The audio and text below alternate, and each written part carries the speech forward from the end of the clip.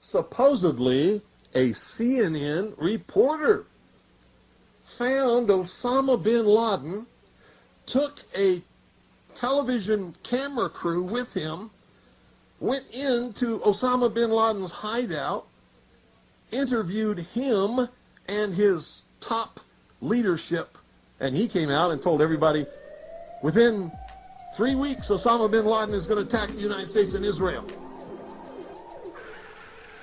Now, don't you think that's kind of strange, folks? You see, because the largest intelligence apparatus in the world, with the biggest budget in the history of the world, has been looking for Osama bin Laden for years and years and years, and can't find him. Some doofus jerk-off reporter with a camera crew bosses right into his hideout and interviews him. And I'm telling you, be prepared for a major attack. But it won't be Osama bin Laden. It will be those behind the New World Order. I wonder what Osama bin Laden's targets are supposed to be. And if they don't, if this doesn't materialize in the next 2 or 3 weeks, it will eventually materialize because they haven't succeeded in getting the guns out of the hands of the American people, nor have they succeeded in taking our freedoms away. And so I can tell you with a certainty, they must do something terrible in order to stop this backlash and regain the sympathy of the mass herds of sheeple out there. This is how it feels to be alive. This is how it... What is our common bond truly? Freedom. Freedom. Without freedom, you can't be a Christian no matter what denomination you belong to. You can't be a Buddhist. You can't own a donut shop. You can't drive from here to Oregon. You can't be an American because that's what it's all about, and that's the only thing that it's all about. Nothing else. Nothing else. You don't really understand sometimes what a terrible burden it is to know some of the things that I know and try to wake people up and impart this knowledge to them and find out that they just have walls built in front of them. They want to be slaves. That's why my broadcast scares the hell out of socialists. You see, what happens when you broadcast the truth is you piss everybody off.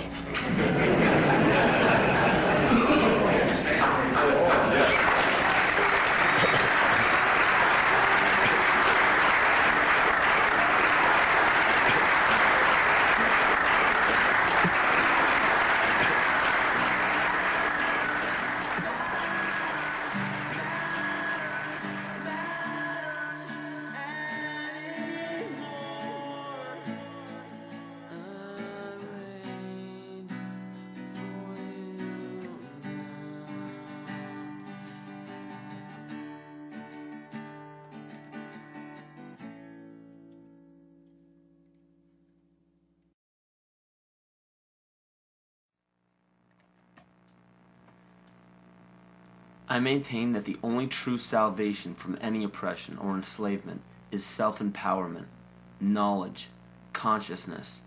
This is true rebellion. Don't get caught up in the 87% of people who follow the leader. People who think that they are rebels because they denounce authority simply because it's the latest fashion. Don't march the streets claiming that you are the enlightened one because you read a book or saw a film that gave you a glimpse into an uncommon knowledge. Don't scream phrases into a megaphone that you borrowed from another person's research.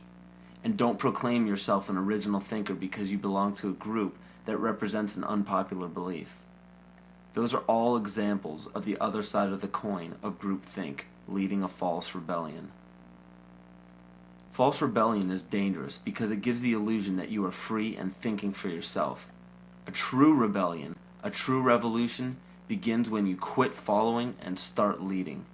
And those who end up following you should be taught by you to quit following you and start leading. And the only way to lead successfully is by fully understanding your rights as a human being on this planet. We have very powerful tools on our side called the Bill of Rights and the Constitution. These documents state that no government can deprive us of our natural rights. So how is it happening? You must understand that the elite group controlling our government, our educational system, agriculture, and media are also in control of our free enterprise.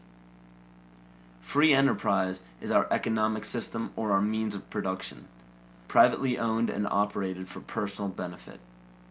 Free enterprise cannot legally be taxed unless it volunteers itself. The reason why income tax seems inescapable is because most every job on the planet requires you to sign a number of documents with fancy wording stating that you are agreeing to be a representative of a corporation or entity.